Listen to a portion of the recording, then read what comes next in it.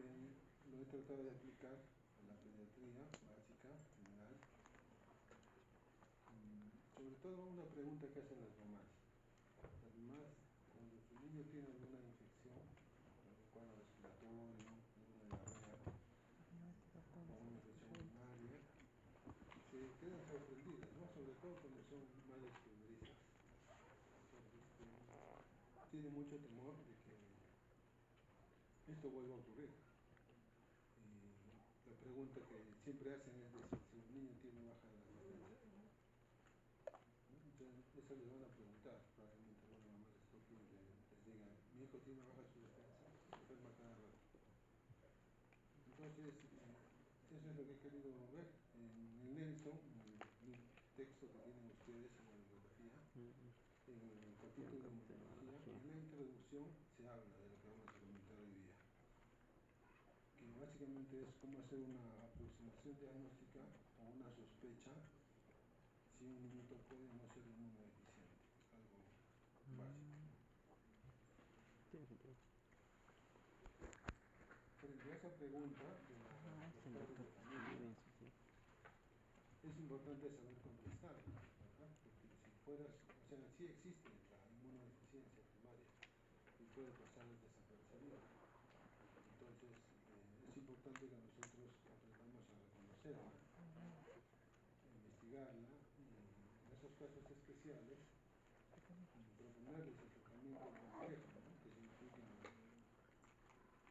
devolverle otra vez un sistema inmunológico que funcione adecuadamente y no ser como tanto charlatán que existe, ¿no? Me dicen, tómate quión, tómate ajo, dale la isotoprid, hay medicamentos también, o dale tal fórmula, o dale cual vitamina, la vitamina D. Recordarán en el COVID, ¿no? Como dar una serie de, hasta Donald Trump salía diciendo, yo he tomado cloroquina y he mejorado mis defensas, si no he recuperado el COVID. O sea, cualquiera puede poner eso de pero no es esa la idea, ¿no es cierto? La idea es que ustedes estudian, con método, aprenden y tratan de explicar a los padres la realidad. Muchas veces la realidad no gusta, ¿no? Porque dice, y este doctor, porque está 8 años en la universidad, tiene su título, y me dice que tiene baja la defensa si no hay nada que hacer, que es viral y no le receta nada.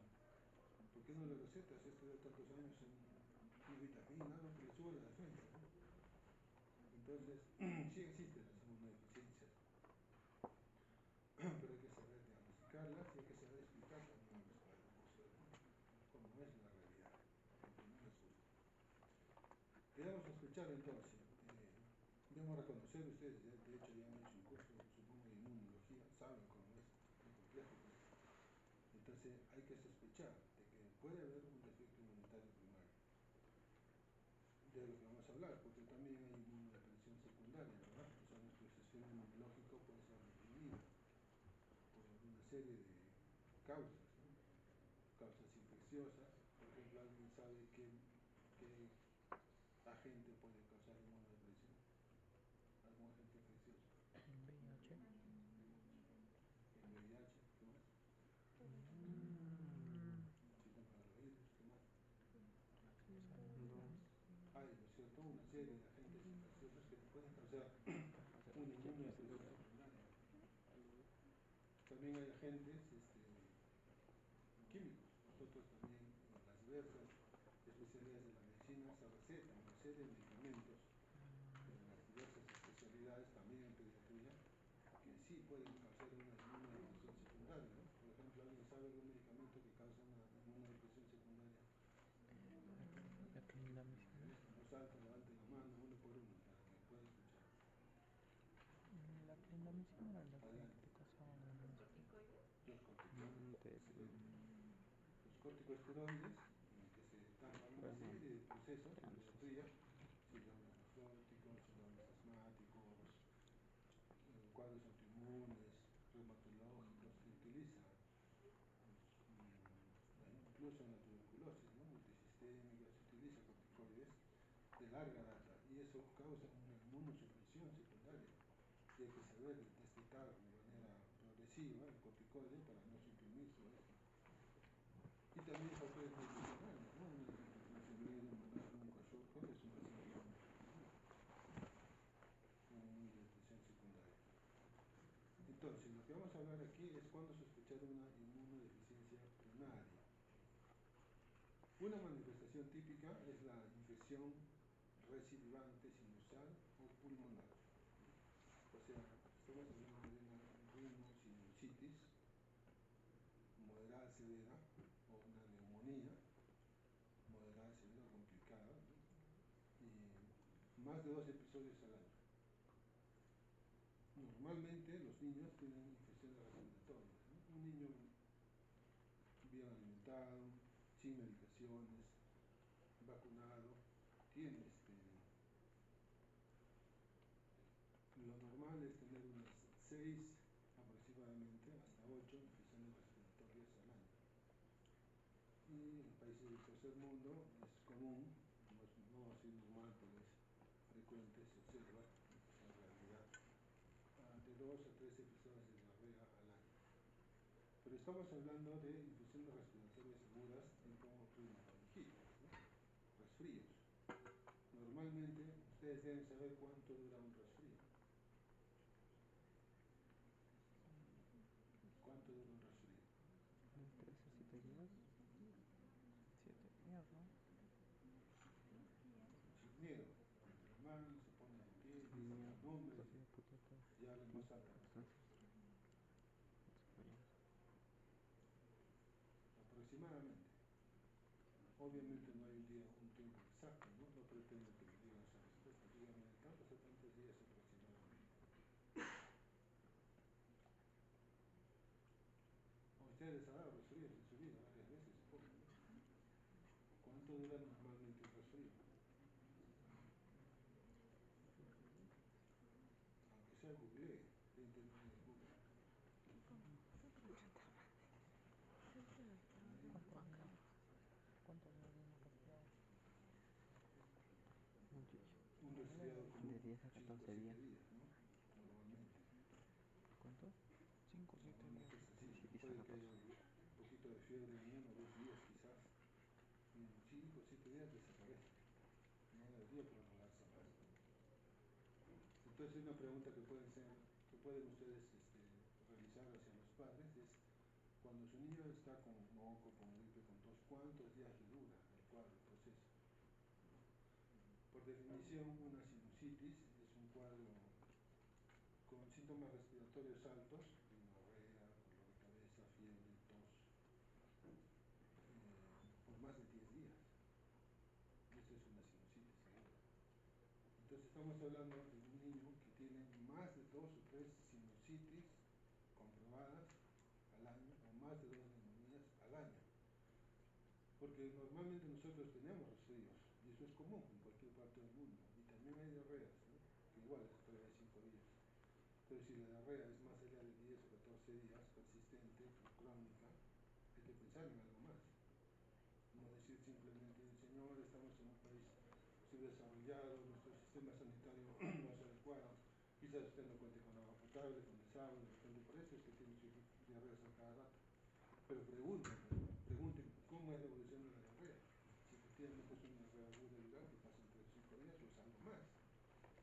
Pregunten si ese resfrío, esa tos que refiere la madre que se enferma cada rato, si efectivamente han necesitado antibióticos, ha durado más de 2 semanas, a tener que internarse. Porque si solamente es un cuadro de infección respiratoria alta, ¿no? Como dice acá, las infecciones respiratorias altas son comunes. Y se ha hecho estudios en países avanzados que tienen tecnología. A todos estos, ¿cuántos de estos que tienen las infecciones comunes, corrientes, tienen inmunodeficiencia? Más o menos el 10%. Infección respiratoria. ¿No? Y sobre todo los respiratoria. que tienen la historia Porque es infección más respiratoria. complicada, que no es solamente un resfriado común, No, sino es ¿quién una se infección refiere? Pues sinusal infección recurrente o respiratoria. neumonía La recurrente. sinusitis suele ser Porque la mamá le puede decir, doctor, mijito, el año pasado tenía 3 resfríos, ¿tendrá bajas defensas? Recéteme algo para las defensas. Deme una vitamina. No importa que cueste caro, yo voy a hacer el esfuerzo, lo voy a comprar. Entonces, ¿qué le vas a dar? Cebo de culebra, o magnesol o algo más. que averiguar exactamente, ¿no es cierto?, cómo es a qué le llama ella infecciones respiratorias, por qué demora tanto, qué es lo que está pasando, ¿no?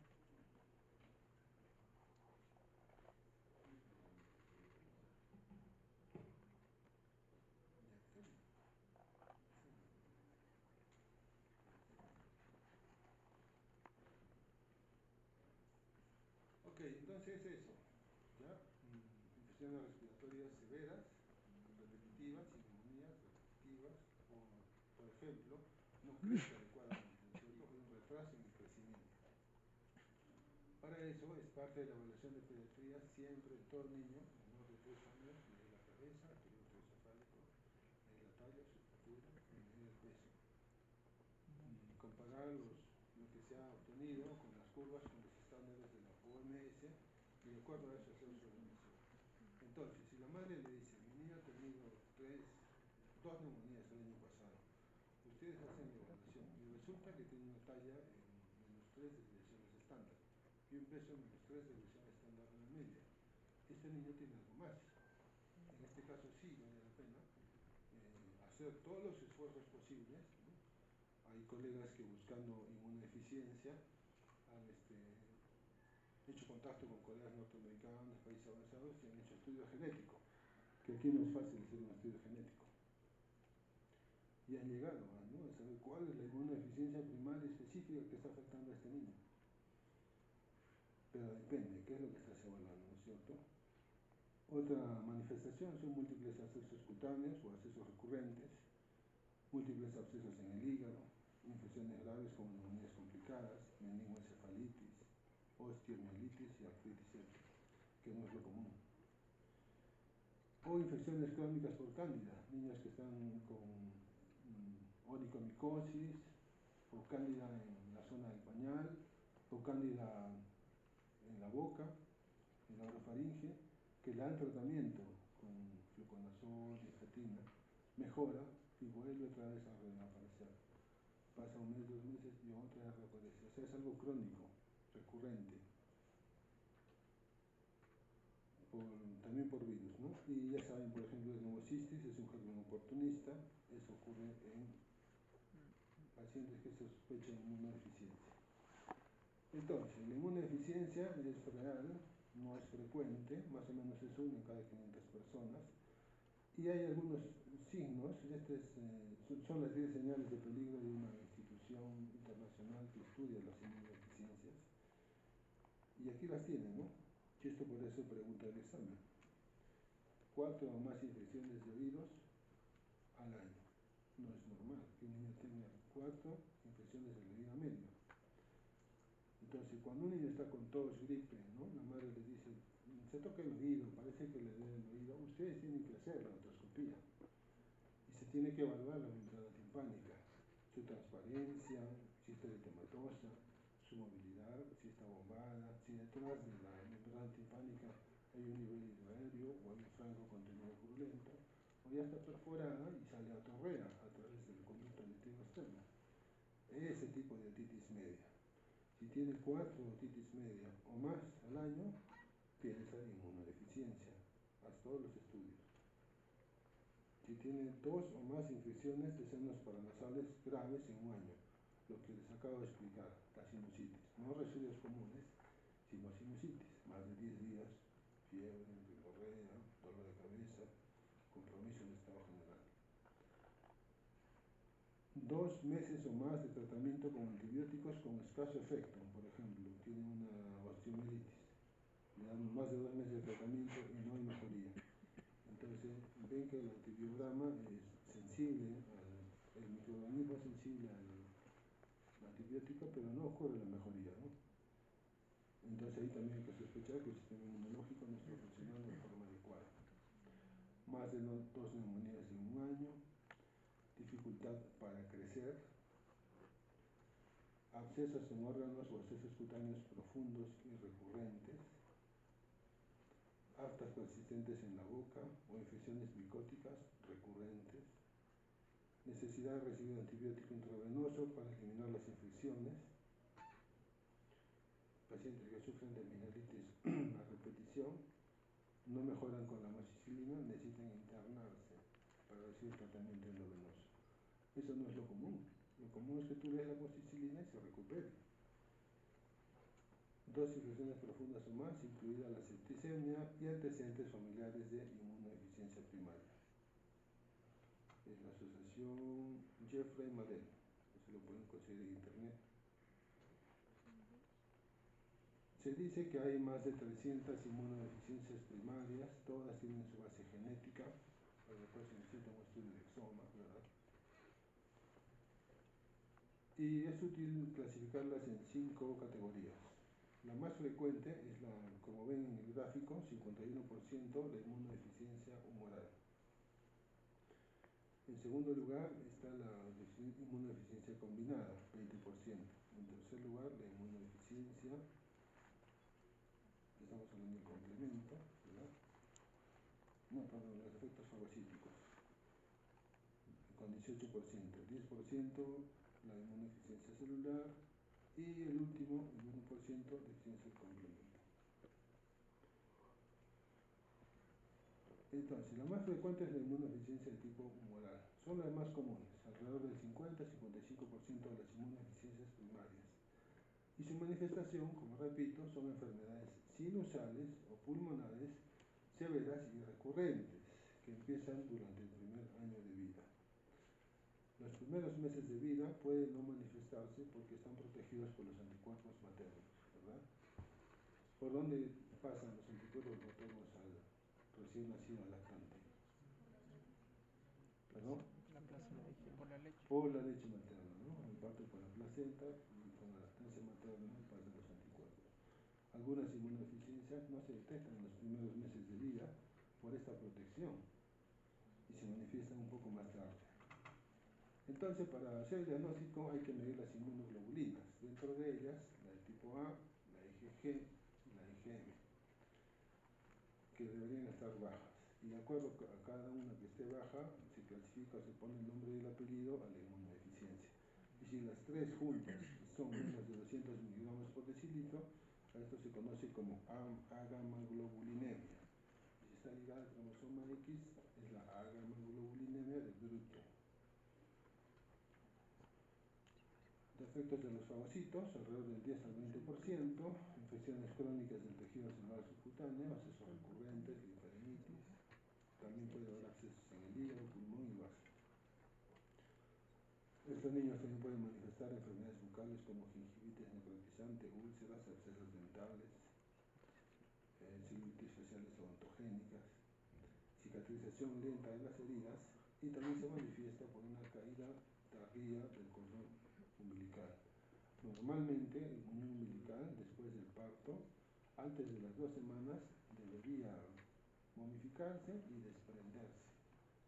Pero si tú tienes un recién nacido de 3 o 4 semanas que va a su control después del parto y todavía tiene presente el muñón umbilical y no se ha desprendido, eso es un indicio para pensar en inmunodeficiencia, el desprendimiento tardío del cordón umbilical. ¿Qué exámenes? Como dije, la mayoría son genéticas. Aquí no tenemos mucho el tema de la genética, ustedes podrían esa parte mejorar, avanzar en ese sentido, invertir, implementar y iniciar, ¿no? Lo que es la genética, porque muchas de las enfermedades en realidad tienen un sustento genético. Y estas inmunodeficiencias primarias tienen un sustento genético. Entonces ahí estamos flaqueando un poco. Pero sin llegar a hacer, digamos, ese tipo de estudios, podríamos pedir unos estudios básicos de laboratorio que no sean tan costosos y podemos descartar algunas inmunodeficiencias, alrededor del 50%. El hemograma es un estudio básico, inicial. Ustedes conocen, ¿verdad? Es el recuento de los leucocitos y la fórmula diferencial. Ahí podemos ver el recuento de los linfocitos y los neutrófilos. Una linfopenia hay que sospechar de inmunodeficiencia. Una neutropenia también hay que sospechar de inmunodeficiencia. Ahora, los valores de los neutrófilos y los linfocitos, como todo en pediatría, varía de acuerdo a la edad. No son valores promedios del adulto. De acuerdo a la edad van cambiando. Entonces, esto lo he extraído de Harriet Ley, el manual de pediatría. pueden ver, por ejemplo, aquí, en un recién nacido a término, su hemoglobina promedio es 16.5, menos 2 desviaciones estándar, 13.5, los reticulocitos de 3 a 7%, el recuento de células blancas, el recuento total es de 18.100 en promedio y va desde 9.000 hasta 30.000, más o menos 2 desviaciones estándar. El recuento de plaquetas, 290.000. Y esto va cambiando. Si tiene un mes, 6 meses, 2 años, por ejemplo, uno de 5 años, su hemoglobina promedio es 12.5, ¿verdad? Las constantes, los reticulocitos de 0.5 a 1, y el recuento de leucocitos es de 8.500 en promedio, desde 5.000 hasta 15.500. ¿No? Son los rangos, lo mismo con las plaquetas. Entonces, eso hay que tener en cuenta para poder interpretar los valores de leucocitos, el diferencial de los neutrófilos y de los linfocitos, de acuerdo a la edad. Las plaquetas también nos pueden ayudar. Un recuento normal de plaquetas nos ayudaría, por ejemplo, a alejar el síndrome de Wiskott-Aldrich, un cuadro genético que se caracteriza por trombocitopenia. Entonces, cuando sospechamos de inmunodeficiencia, además de un hemograma completo, podemos pedir también niveles de inmunoglobulinas, que dijimos es de las más frecuentes, alrededor del 51% de las inmunodeficiencias primarias. Y eso sí lo tenemos, en la localidad se puede hacer un dosaje de inmunoglobulinas. Igual hay que compararlo de acuerdo a la edad. Todo varía en pediatría de acuerdo a la edad. Y aquí tienen los valores, por ejemplo, normales de inmunoglobulina de un niño de, digamos, 5 meses.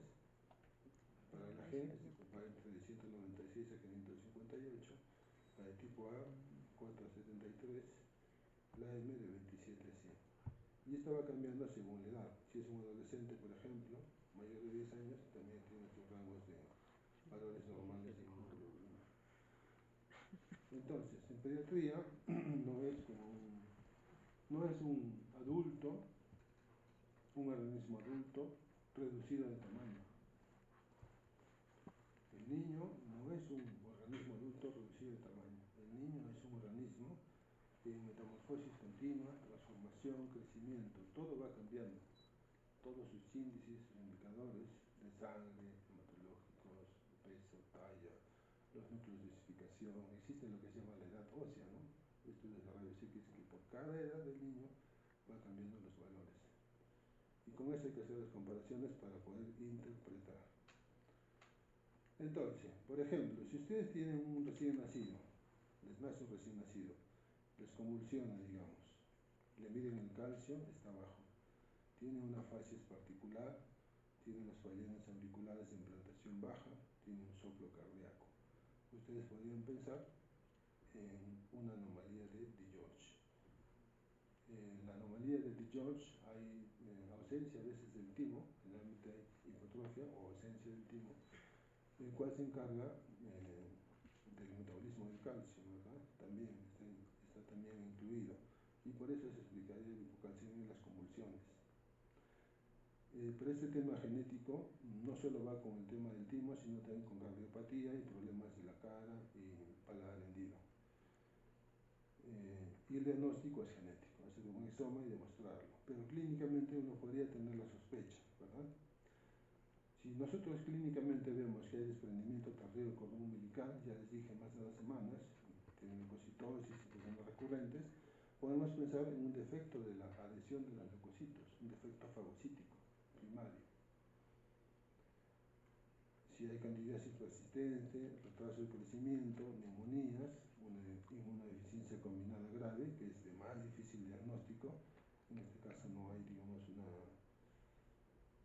Aquí en este caso vamos a hablar más tarde de lo que han hecho países avanzados para detectar esto de forma precoz.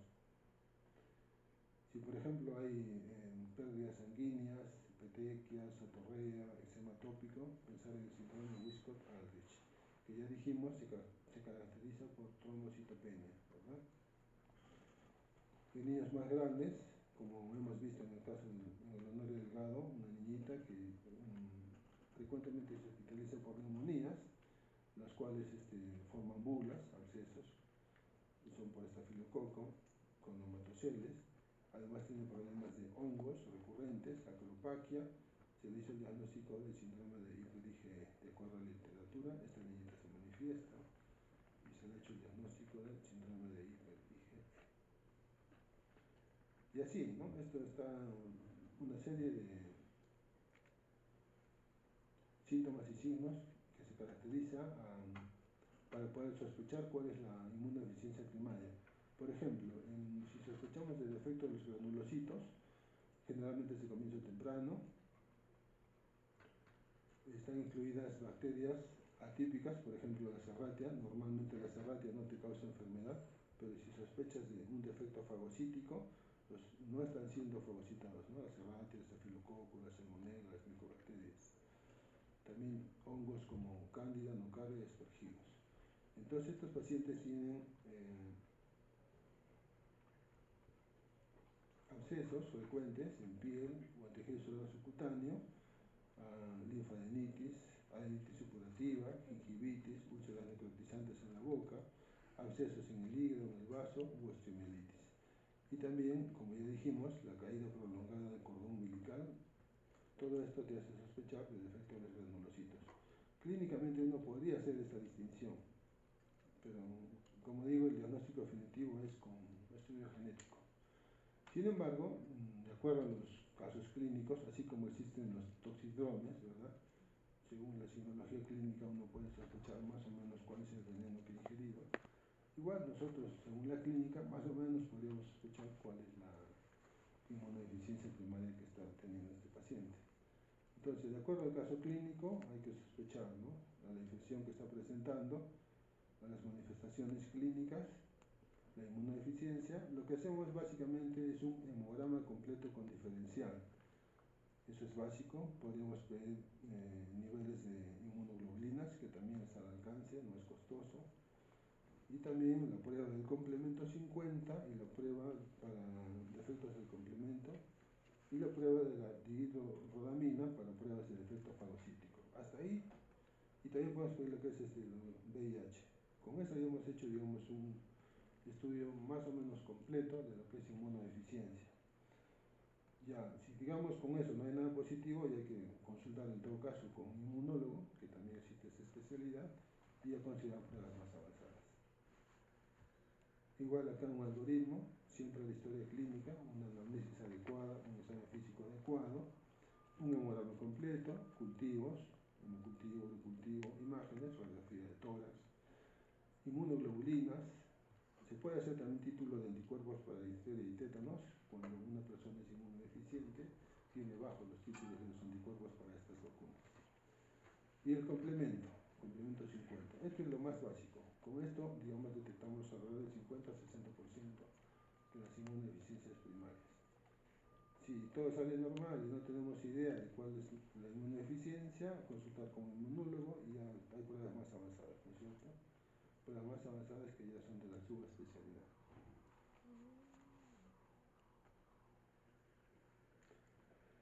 Entonces, recordemos, nosotros sí podemos pedir un hemograma, eso lo puede hacer cualquiera. Pueden interpretar un hemograma, interpretar el recuento diferencial, eso es parte de nuestra formación. Entonces, saber, ¿no es cierto?, reconocer los neutrófilos, los linfocitos, las plaquetas, y de acuerdo a eso vamos descartando síndromes, ¿no?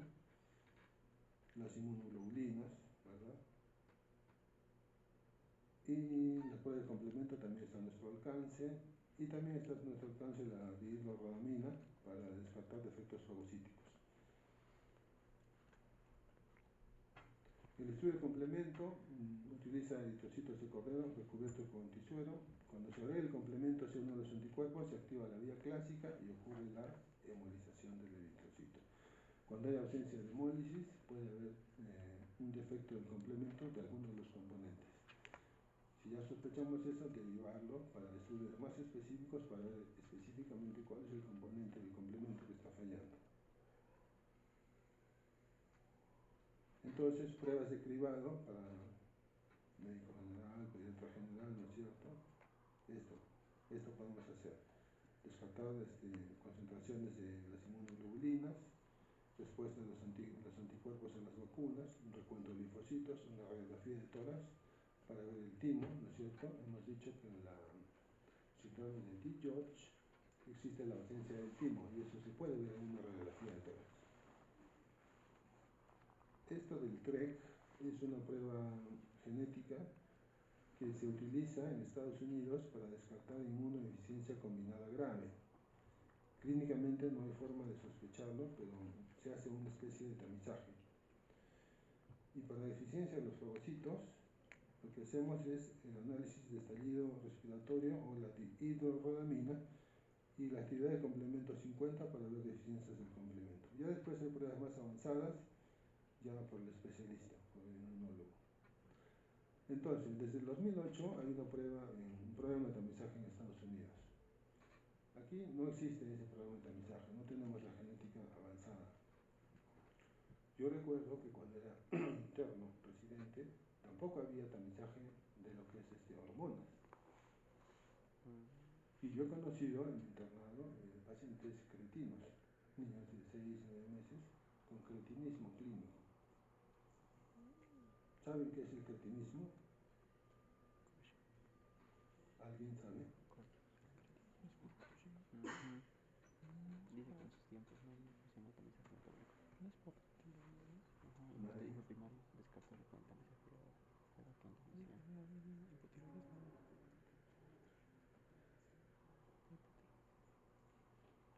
Aunque sea googleen.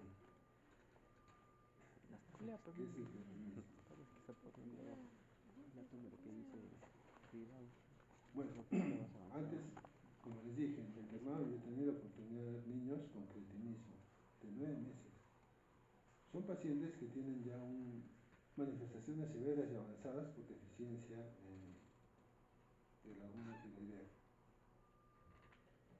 No funciona el sistema tiroideo, es algo genético, niveles bajos de T3, T4, y entonces ya tienen mixedema, retraso mental, hipotonía, microcefalia, una serie de problemas, no crecen, o sea, ya está muy avanzado. Pero el asunto es que esto es prevenible, porque si tú lo detectas temprano y le das la levotiroxina vía oral, evitas eso. El problema es que clínicamente al nacer uno no puede darse cuenta, pasa desapercibido, porque los 5 sentidos con que contamos no alcanzan. Tú ves al recién nacido, nace con buen peso, ves que tiene buen color, las funciones vitales están adecuadas, no hay patosplenomegalia, no encuentras mayor cosa. Y tú lo pasas como normal. Sin embargo, pasan los meses y empieza a haber retraso y ocurre la enfermedad. Y ya cuando regresa contigo a los 3, 6 meses, ya es muy tarde. Ya ha pasado 3, 6 meses de una insuficiencia crónica de levotiroxina, lo cual afecta al metabolismo cerebral, al metabolismo del cuerpo y se manifiesta el cretinismo. Desde el 2000 más o menos ya existe un programa a nivel nacional de despistaje, tamizaje neonatal. A todo recién nacido le sacan sangre del talón, le ponen una hoja filtro, un papel filtro, y con esto se hace el despistaje de 4 enfermedades: la galactosemia, la fenilcetonuria, el hipotiroidismo y me parece que es algo de las suprarrenales. Lo cual clínicamente pasa desapercibido y es importante detectarlo precozmente porque de eso depende el pronóstico. Entonces, actualmente, con este programa en nivel nacional, ustedes no deberían ver pacientes con cretinismo. Eso sería muy malo, ¿no? Una falla grosera del sistema. Así como el sistema de salud hace una investigación completa cuando hay una muerte materna, por ejemplo, de parto, de embarazo, porque eso no debería ocurrir. Igual, ¿no? Si ocurre un cretinismo, bueno, 9 meses con retraso severo, eso llama la atención, no debería pasar. Entonces, de eso se tratan los programas de tamizaje, de despistaje, ¿no es cierto? En Estados Unidos han hecho un programa de despistaje para detectar la inmunodeficiencia combinada severa con la prueba TREC. Como dije, es una prueba de reacción en cadena de la polimerasa. Clínicamente no es posible detectarla y cuando se diagnostica tarde, después del primer año, ya es muy grave y generalmente se muere antes de los 2 años. Con esta prueba, con este programa de tamizaje, han detectado más o menos que 1 de cada 60.000 recién nacidos vivos han tenido el gen implicado en esta inmunodeficiencia, se les hizo precozmente el trasplante de médula ósea y se consiguió la sobrevida del 93%. ¿No? Lo que hizo Angelina Jolie. ¿Saben qué hizo Angelina Jolie, no es cierto? No esperaba que tenga el cáncer de mama. Hizo el estudio genético, sabía que tenía el gen implicado, se estirpó las mamas y se puso los artificiales. De eso se trata, el tamizaje, ¿no? Porque clínicamente nuestros 5 sentidos son insuficientes, ¿no? Y con los años, aunque uno va ganando más experiencia, vas perdiendo la capacidad auditiva, la capacidad visual, se va perdiendo los sentidos. La clínica es importante, un examen físico adecuado es importante, una anamnesis es importante, pero también sería bueno, ojalá, invertir más en salud y asemejarnos a esos países, ¿no? Que tienen un alto presupuesto para salud y tienen este tipo de programas, ¿no es cierto? Un estudio de tamizaje para efectos genéticos. Bien, entonces vamos a hablar ahora de unos cuantos casos clínicos. Ya les hablé hace rato de la niñita que regresa continuamente a nuestro hospital, 7 años, esta vez ella procede de Camaná, comienza con cuadro gripal, malestar general, 6 días antes de su ingreso, 5 días antes se agrega sensación gasotérmica y tos. Hace 4 días tos con flema, hace 3 días dolor en el costado, continúa con fiebre, va al puesto de salud, le dan cefalexina en jarabe. Al no haber mejoría, llega al hospital de Camaná, donde le refieren porque presenta un cuadro de neumonía. Antes del ingreso, un día antes, empeora, sigue febril, con tos, con movilización de secreciones. Mejora, no mejora, por lo cual la madre entró por emergencia. Entre los antecedentes, fíjense acá, en los patológicos. Ha sido hospitalizada en varias oportunidades por episodios neumónicos. La primera vez a los 8 meses y después más o menos 2 veces al año se ha hospitalizado. Entonces eso no es normal. No es normal que una niña se hospitalice 2 veces al año por neumonía. Eso no es lo común. Puede tener 6 a 8 cuadros respiratorios de tos y gripe al año, pero eso no le impide hacer su vida. Sigue yendo al jardín, a la escuela, no se hospitaliza, no hace neumonías. Se le pasa el resfriado en cuestión de una semana. Pero en este caso no es así la historia, ¿no es cierto? Ha tenido ya neumonías complicadas, incluso ha sido intervenida por una bula pulmonar en el Instituto Nacional del Niño en Lima. Y se le hizo el diagnóstico de síndrome de hiper-IgE, o sea, ya viene con ese diagnóstico. Hay acropaquia, noten, ¿no es cierto?, acá en la imagen, los dedos en palillos de tambor, onicomicosis recurrente que no mejora, o si es que mejora vuelve a aparecer. Esta es foto de otro paciente, se describe también la cifoscoliosis.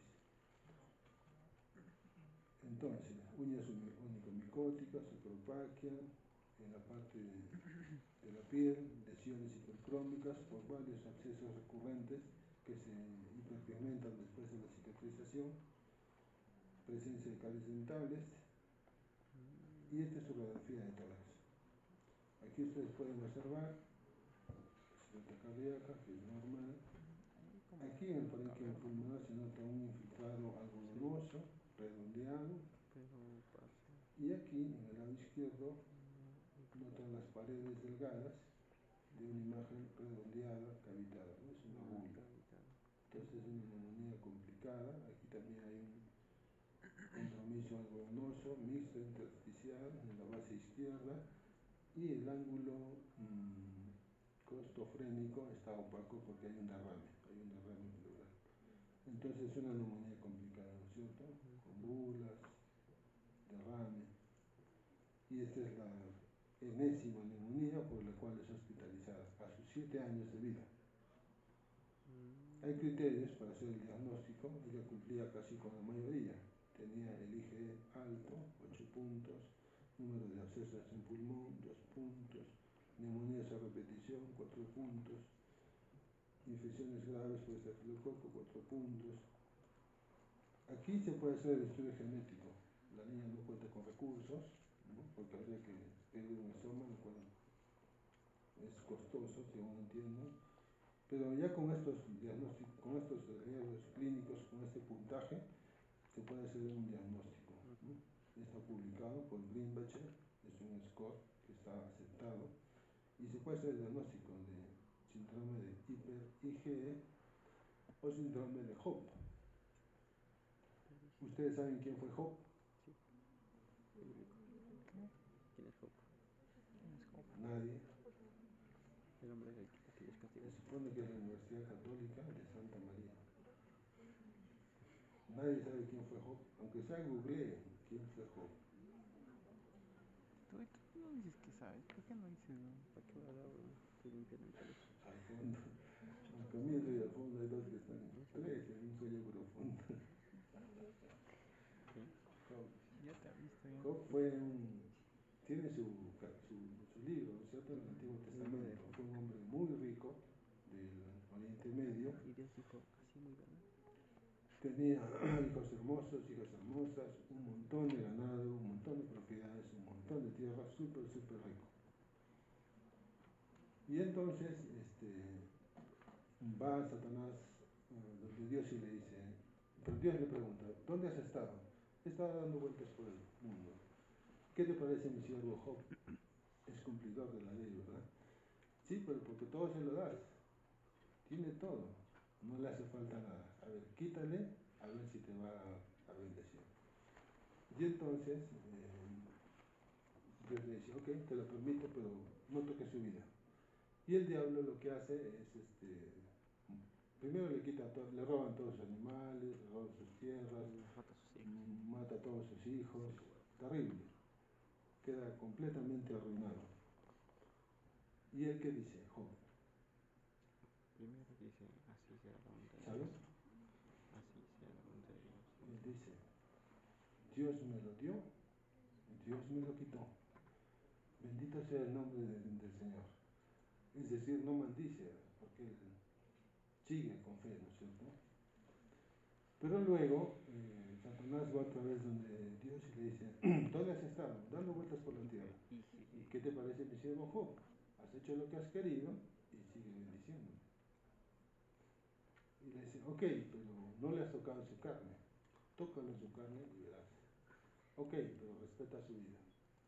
Y entonces le manda una enfermedad infecciosa al parecer, donde está lleno de úlceras, ¿no es cierto? Desde la punta del cabello hasta la punta de los pies. Son como accesos, como les dije, subcutáneos, ¿no es cierto?, de las personas inmunodeficientes, crónicas y recurrentes. Y dice que hasta los perros le lamían las heridas y con una teja se rascaba. Y su mujer le dice, maldice a tu Dios. Y el libro sigue para más, es un libro bien profundo, ojalá algún día lo lean, probablemente ahora ni siquiera tengan necesidad de eso, pero cuando la vida más allá les enseñe y tengan ganas como yo, lean ese libro y sí, es un libro bastante. Pero por eso es que se llama síndrome de Job. Ahora se conoce como síndrome de hiper-IgE, una inmunodeficiencia primaria. Otro caso de una niña de 1 año de edad que siempre tenía abscesos de partes blandas de formas recurrentes, ¿no?, parecido a lo que hemos visto, y además de esos abscesos recurrentes tenía neutropenia en el hemograma. Les recuento, los neutrófilos estaban bajos para su edad comparando con los estándares. Y además había el antecedente que la mamá también tenía neutropenia. Este colega, porque este caso lo han visto en Lima, tuvo el contacto con la institución Jeffrey Model, de la cual hemos visto los 10 signos al principio, con los cuales tú puedes sospechar de inmunodeficiencia.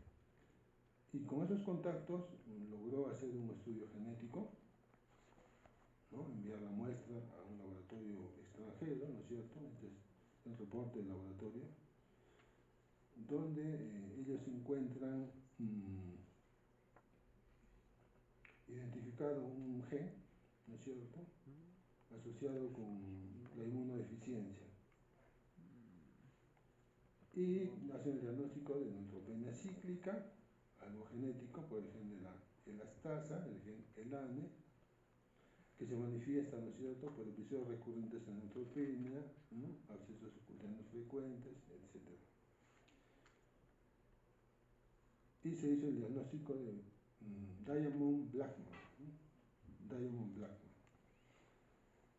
ese es el nombre y el apellido, el trastorno genético, y el tratamiento ha sido el trasplante de médula ósea, que es el único tratamiento. O sea, no es como ustedes dicen las mamás, doctor, mi hijo se enferma cada rato, tendrá baja sus defensas, no será bueno darle una vitamina. Y hay médicos que caen en el juego y empiezan a recetar cebo de culebra. Y dicen, sí, dale vitamina D, con eso no es, o dale tal producto, con eso no es nada. Eso no es. Si tú detectas la inmunodeficiencia, o sea, con pruebas y todo, como ha hecho este colega genético y todo, el manejo es el trasplante de médula ósea. No es tan simple como darle una vitamina. Entonces, eso es importante, ¿no?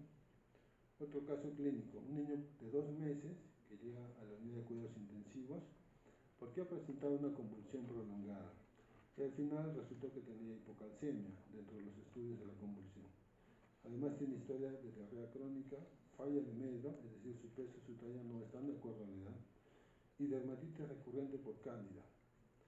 Al examen físico, ustedes encuentran orejas de implantación baja, paladar hendido, soplo cardíaco 2/6, y le toman una radiografía de tórax.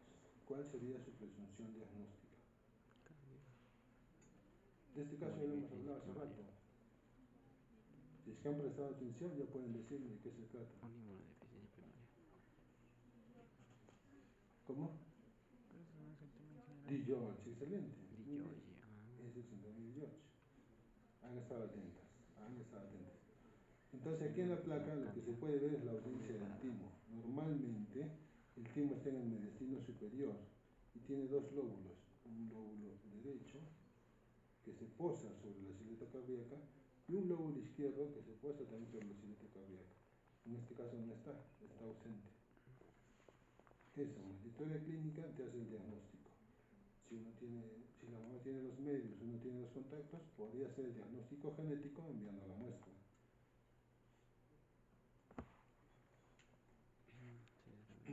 Un varón de 14 meses extraído del consultorio por una dermatitis atópica de difícil tratamiento. He consultado con varios pediatras, le han dado una serie de cremas y jarabes y sigue con sus procesos de piel. Y además de eso tiene sangre en las deposiciones. También se le pregunta si tiene epistaxis recurrente y hay antecedente de otorrea en 3 oportunidades. Recién tiene 14 meses. En menos de un año, alrededor de un año, 3 otitis medias complicadas. En el hemograma, linfocitos 7300, linfocitos 42%, neutrófilos 34%. Si hacemos los cálculos, más o menos 4 por 7, 28, como 2800 linfocitos para su edad normal. 3 por 7, 21. 2100 neutrófilos, un poquito más, lo cual es normal para su edad. Eosinófilos, 7 por 7, 49. Está un poquito elevado porque los eosinófilos deben ser 300 más o menos para su edad. En este caso están un poco elevados. Y las plaquetas en 65.000, lo cual está bajo, porque debe ser alrededor de 100 a 150.000. ¿Cuál sería su diagnóstico? También hemos hablado de la trombocitopenia. Wiskott-Aldrich, así es. Muy bien. Hay personas que sí están prestando atención. Y el tratamiento de las inmunodeficiencias, como dije, no es dar una vitamina, ¿no es cierto? Casi siempre es el tratamiento definitivo, trasplante de médula ósea, trasplante de componentes hematopoyéticos o terapia genética, que es una posibilidad que se está investigando en países avanzados. En conclusión, en esta introducción a la inmunología, pues como les dije al comienzo, era imposible hablar de lo que es inmunología, porque eso es para un curso. Que nos baste con saber que existen errores innatos de la inmunidad, defectos primarios, que no son frecuentes, que nuestra anamnesis, examen físico, debe guiar siempre el plan de trabajo. Hay estudios básicos como el hemograma, niveles de inmunoglobulinas que nos puede ayudar. La terapia curativa es el trasplante de médula ósea y cada vez hay más importancia en la terapia genética. Con el laboratorio básico se puede investigar más o menos hasta un 50% de los casos. Bien, gracias. ¿Sí, preguntas?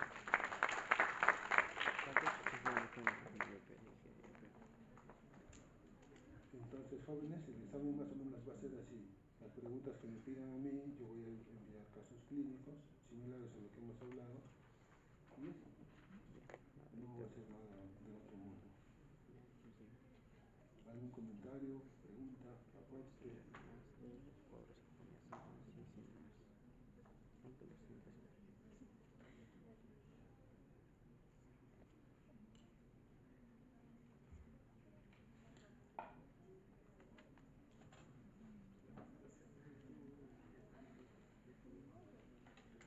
Acá hay en mi grupo, hay algunos cuantos, ¿no? Cuando yo digo Universidad Católica, ustedes dicen de Santa María, ¿no es cierto? Porque ahora de medicina hay en la San Pablo y en la San Martín de Porres, ¿no? San Martín de Porres